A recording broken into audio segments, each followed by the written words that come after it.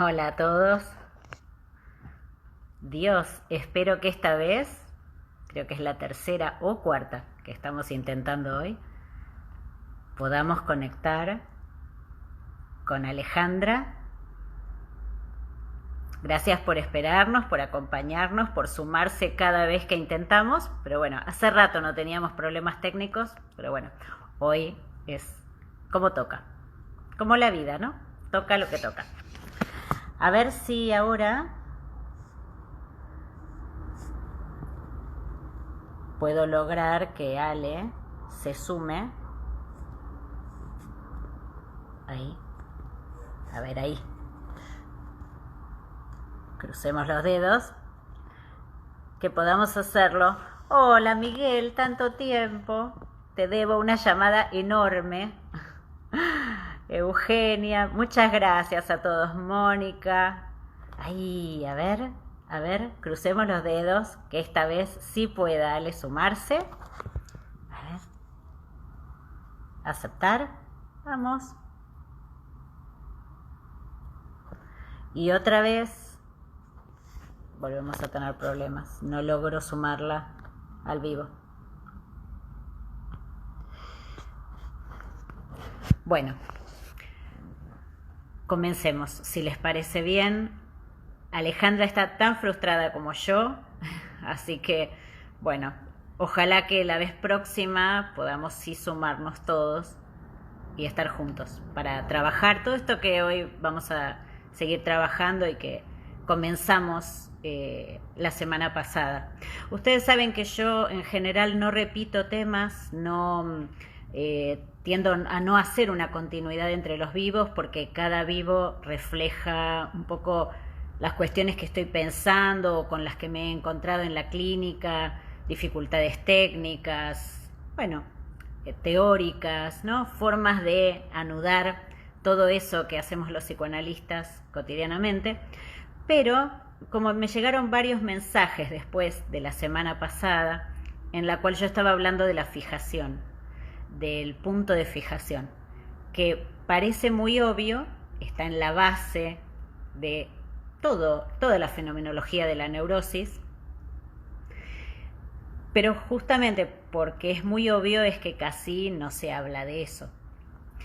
El punto de fijación, decíamos, es muy importante porque nos permite comprender en Introducción al Narcisismo, sobre todo lo van a encontrar, esa función que tiene el yo como reservorio de la libido, de dirigirse hacia los objetos.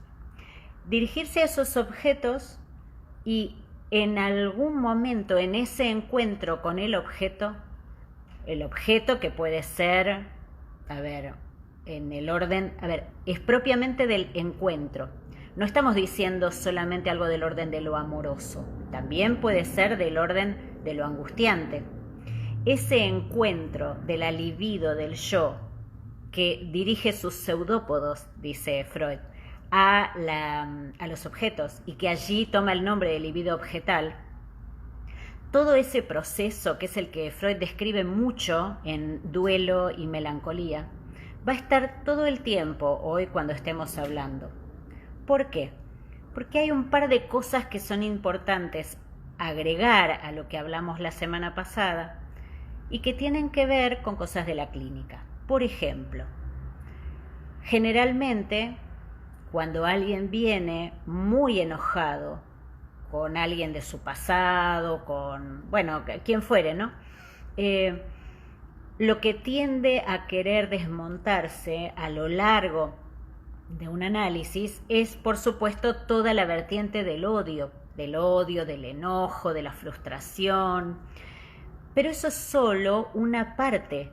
Vamos, el fin de análisis no tiene que ver solamente con desmontar, como les digo, es decir, es un montaje. No tiene que ver solamente con descifrar esa cuestión en términos de el enojo, por qué el enojo, la frustración. Y muchos análisis muchas veces quedan detenidos allí, porque llega un momento en que a veces uno recibe pacientes que dicen, bueno, solamente llegamos hasta ahí y yo no tenía cambios, ¿no? Cambios concretos del orden de la cura analítica. Y ¿Por qué es eso? Porque en realidad el punto de fijación, cuando se trabaja fuertemente, tiene que tener como dirección de la cura que solo se copia, aún odiándolo, a aquel que se ama. Por eso, la semana pasada yo les decía esta distinción entre la libido y la pulsión, ¿no? Porque si no, bueno, ¿qué sentido tenía hablar de esa diferencia?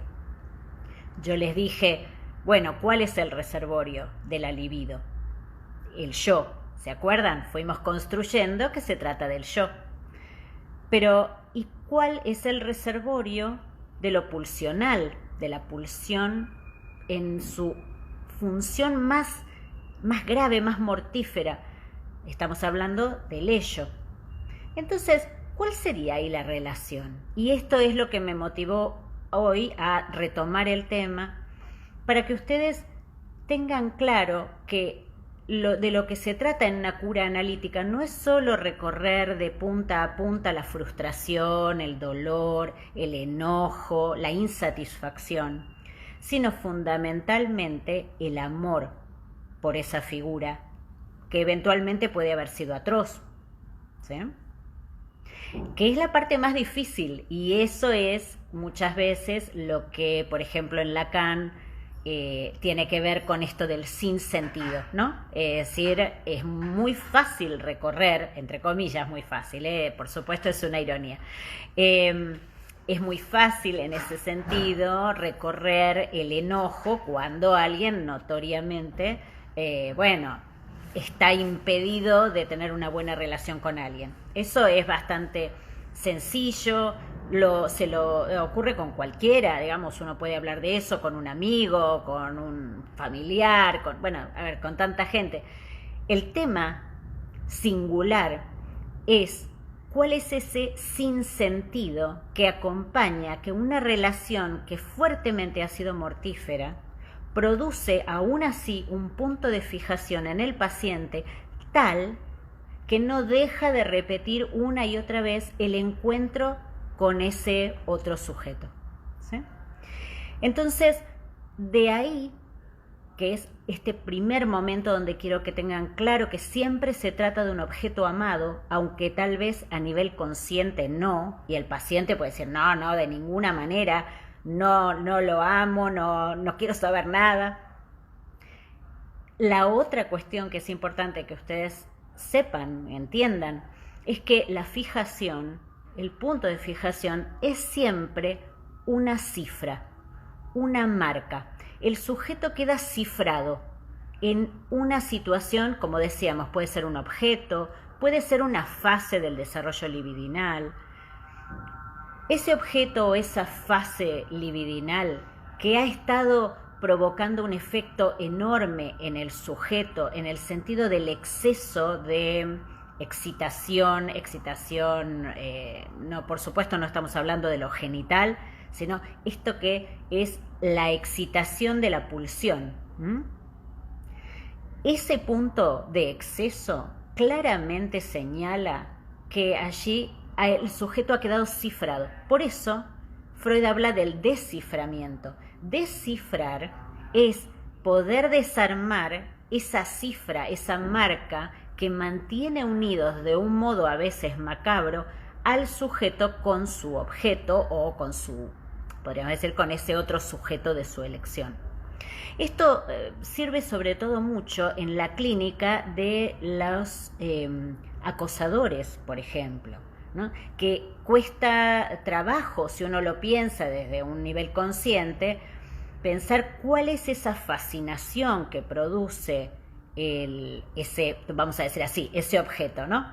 Para el sujeto que necesita acosarlo, stalker, digamos, dicen ahora, ¿no? Stalkearlo, cuando en realidad sobre todo produce mucho enojo, porque en general esas personas nunca hacen exactamente lo que sus seguidores quieren.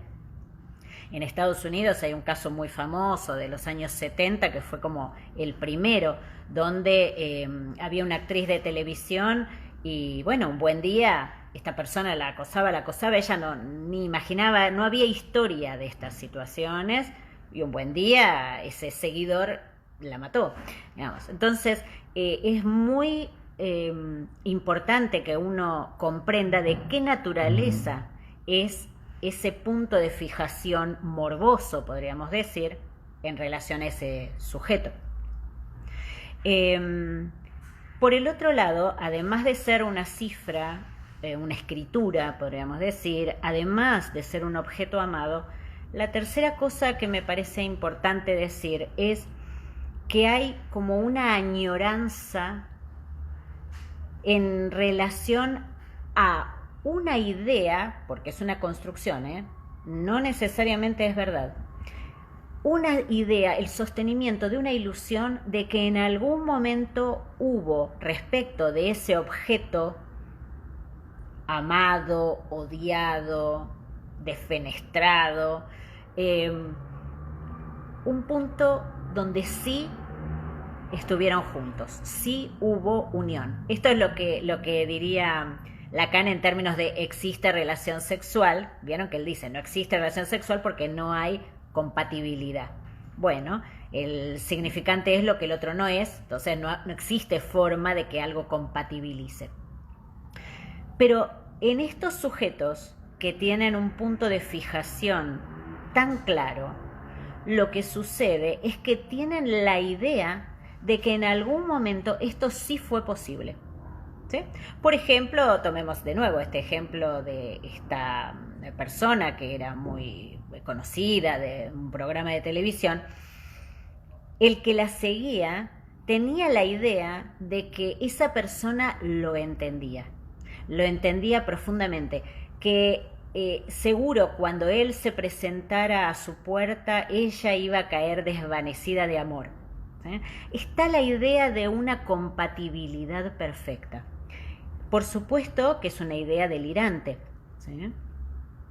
Pero sin necesidad de llegar a esos puntos donde hablamos de cuestiones, podríamos decir, más del orden de la psicosis o de la perversión, en la neurosis ocurre, por ejemplo, que a veces un paciente, como les decía, puede repetir incesantemente la relación con uno de sus progenitores que lo ha maltratado. Entonces, en ese sentido, les voy a contar una pequeña viñeta. Un paciente que odiaba profundamente a su padre por los castigos que hacía hacia él. Y es muy interesante que él en su vida terminaba repitiendo el mismo modelo con las mujeres que elegía como objeto de amor. No podía evitar repetir esa escena. Entonces, en los momentos en que estaba reflexionando en el consultorio acerca de la relación filial con su papá, él estaba en lugar de la víctima, podríamos decir. ¿Sí? Pero fíjense cómo cuando terminaba produciendo daño, ¿no? Maltratando a su pareja, se convertía en su padre, castigándolo a él. Esto es algo que si uno no entiende el concepto de fantasma, como yo les voy explicando siempre, como estas tres figuras que aparecen en esa escena inconsciente y que el sujeto va recorriendo esas tres escenas, que esto es lo que diferencia el psicoanálisis de cualquier otra aproximación. Si uno no entiende que el sujeto en distintas situaciones cumple exactamente los roles opuestos, si uno cree que, bueno, alguien es bueno y entonces en todas las áreas, digo, bueno, ¿no? Como se porta bien, es educado, supongamos, ¿no? Si uno dice eso y piensa que una persona es exactamente igual en todos los espacios, entonces, bueno, la terapia cognitiva, y está muy bien, digamos, puede ayudar en eso, en las reflexiones, pero son reflexiones del orden de la conciencia. Cuando hablamos de psicoanálisis, hablamos de posiciones inconscientes de goce, que tienen que ver con los puntos de fijación. Entonces, cuando yo les decía, vean la diferencia entre la libido y la pulsión, ¿qué estaba queriendo yo decir la semana pasada? Y en ese sentido les agradezco que me hayan acercado sus preguntas como para que yo retomara este tema. Se me ocurre, ustedes saben que yo trato de que ustedes entiendan visualmente incluso de qué se trata la teoría analítica, porque la teoría psicoanalítica no es un texto, ¿cómo diría?, inaccesible, es muy clínico. Es decir, una vez que uno entiende, por supuesto, con las palabras académicas precisas, es sumamente clínico. Entonces, hoy les voy a mostrar por qué yo diferenciaba entre la libido y la pulsión.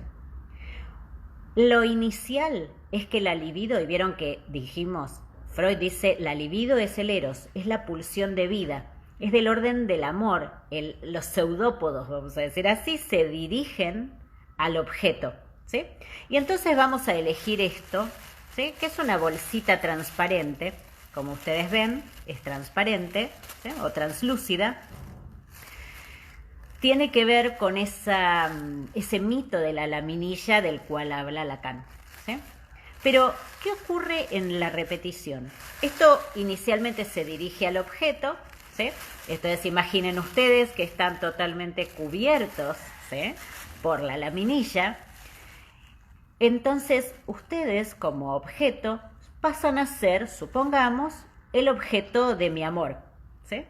Pero, ¿qué ocurre si entre nosotros en algún momento aparece la frustración, el dolor, el desacuerdo, el malentendido?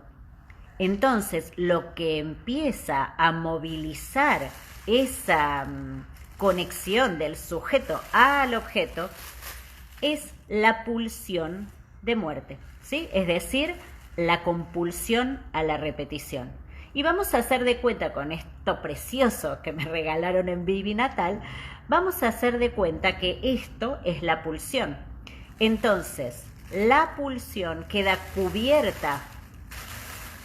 encubierta por la pulsión de vida, ¿sí?, y eso se dirige hacia el objeto. ¿Qué implica? Que ustedes ven por fuera la libido. Por eso muchas veces decimos, cuando alguien está muy mal, está en los bordes, a punto de desarmarse la estructura, en la medida en que algo le importe en el afuera, algún objeto, alguna cuestión, cualquiera que sea, por ejemplo, en la gente deprimida, cuando, por ejemplo, les regalan una mascota, si pueden sostener ese cuidado de esa mascota, si la miran, si se preocupan por ella, es una señal de que hay pulsión de vida, ¿sí? Pero, ¿qué ocurre? Que envuelta, envainada en la pulsión de vida, está la pulsión de muerte. Y siempre, ustedes recuerdan, Freud dice que la pulsión de vida y la pulsión de muerte están mezcladas. El gran tema es qué cantidad, por eso decíamos la semana pasada, la libido ha de ser medida en forma cuantitativa. ¿Cuánto es lo que hay de pulsión de vida y cuánto de pulsión de muerte? ¿Qué cosa le va ganando a la otra? ¿Sí? Entonces lo que ocurre es que la pulsión, y aquí la pulsión se dirige al objeto, ¿sí?, y ¿qué produce?